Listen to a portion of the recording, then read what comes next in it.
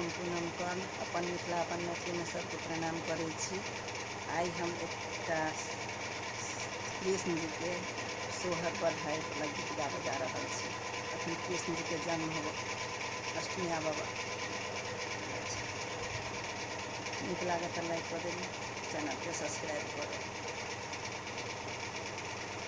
उतरहि सावन चढ़ल भादव, चहु दिसि कारी रे ललना रे रिमिका झिमिका मेघ बरसत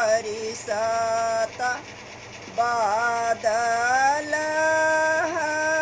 रखित रे। उतरहि सावन चढ़ल भादव, चहु दिसि कारी रे ललना रे रिमिका झिमिका मेघ बरसत बादल रखित रे। देवकी दर देबे आकुल डगरी नाचहिया रे ललना रे गोकुल निकट एक नगर तहाँ बसुदगरी रे। देवकी दर देबे आकुल डगरी नाचहिया रे ललना रे गोकुल निकट एक नगर तहाँ बसुदगरी रे। जब जन्म भेल यदुनंदन,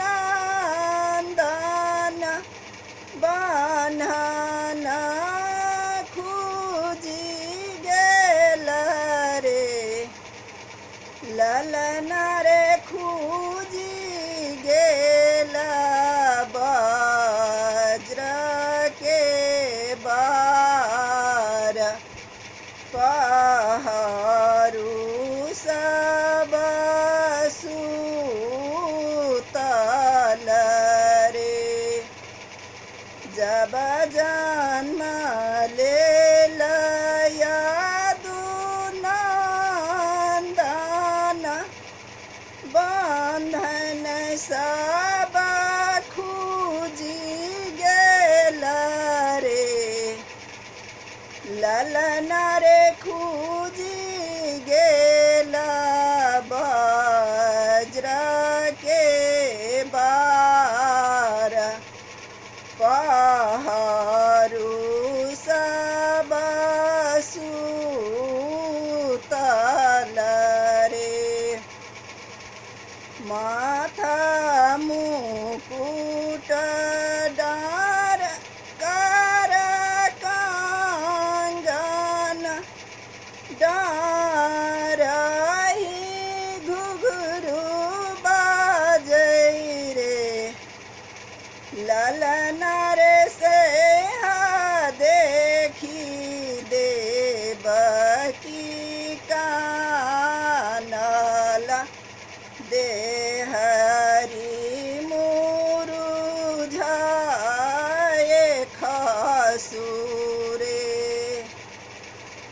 माथा मुकुट कर कंगन डारही घुघरू बाजू रे ललना रे से हो देखी देवकी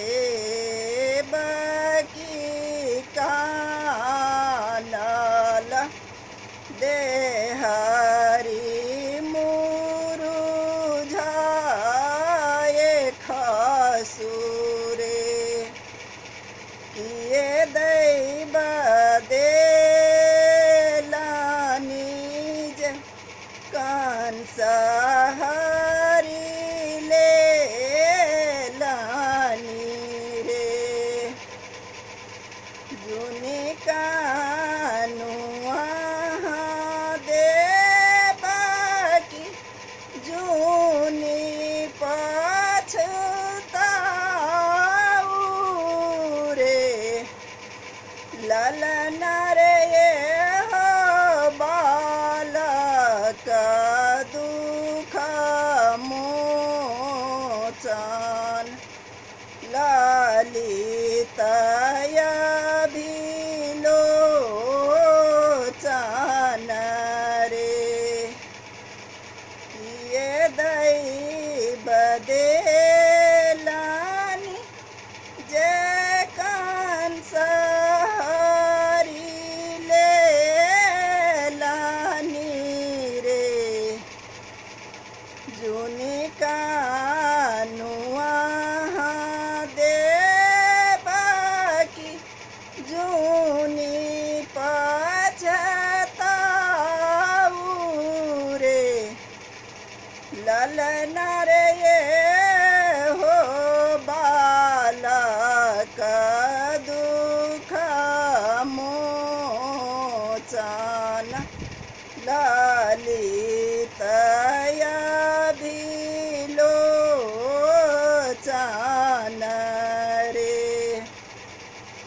सखी सब सोहर गावोला गाबी का